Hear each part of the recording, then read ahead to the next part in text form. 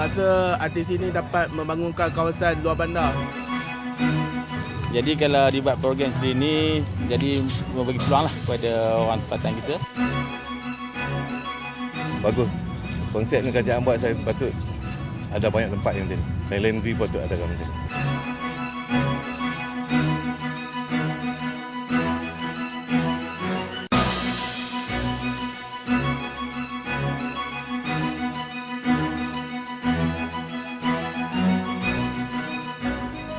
RTC GoPay ini merupakan pelancaran yang pertama di Malaysia.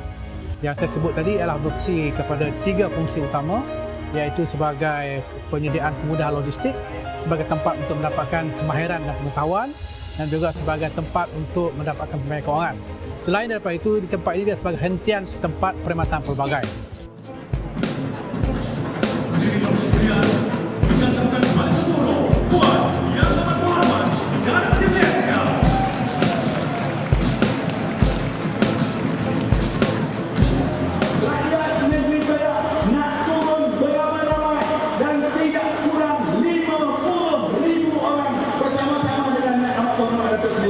Kita tidak bekerja mengikut kelompok ataupun silo masing-masing.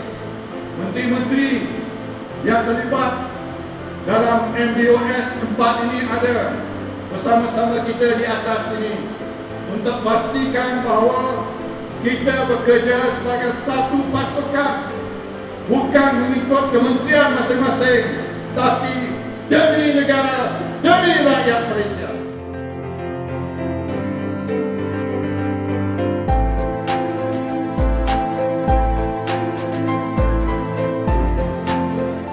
Jadi perancangan kita ni memang kita akan menjurus kepada 8 inisiatif utama.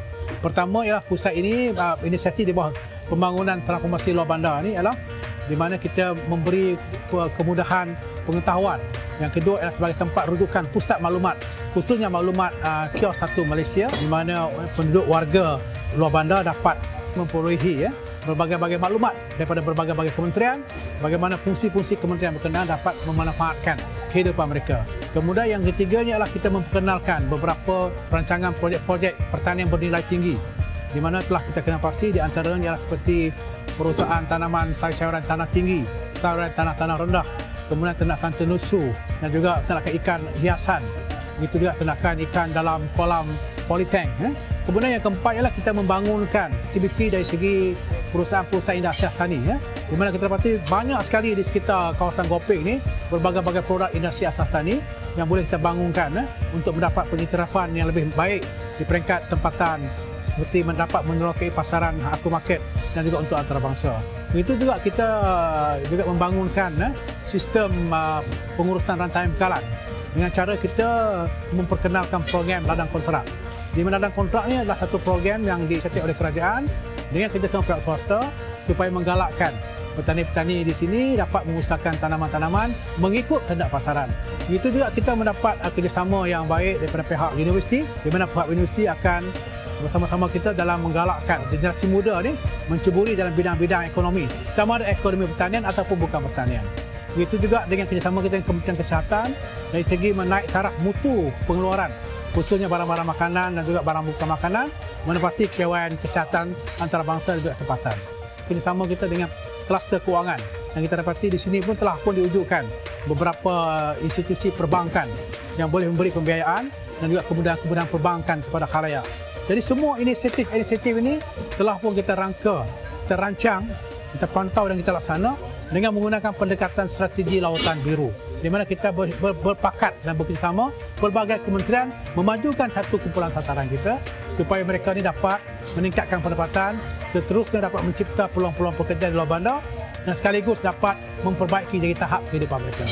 Dan memang kerajaan begitu serius dalam merancang dan juga nak melaksanakan serta mencari mereka-mereka yang boleh menceburi apa saja peluang-peluang yang kita tunjukkan. Setelah kita memberi pengetahuan dan kemahiran kepada mereka, kita harap peluang-peluang yang telah kita wujudkan mereka dapat ceburi, dan akhirnya apabila mereka nak mengusahakan apa saja bidang-bidang untuk menjayakan bidang usaha mereka itu, kita ada sokongan dari segi aspek-aspek latihan keusahawanan, pembiayaan dan juga sebagainya. Okay, terima kasih kepada Fama dan terima kasih kepada Perdana Menteri lah. Terima kasih Fama, terima kasih PM. Alhamdulillah, saya sangat-sangat terima kasih di atas kedatangan PM, sambutan yang buat kat Perak ni. Lepas tu saya tengok suruh menggalakkan lah. Terima kasih Baterina.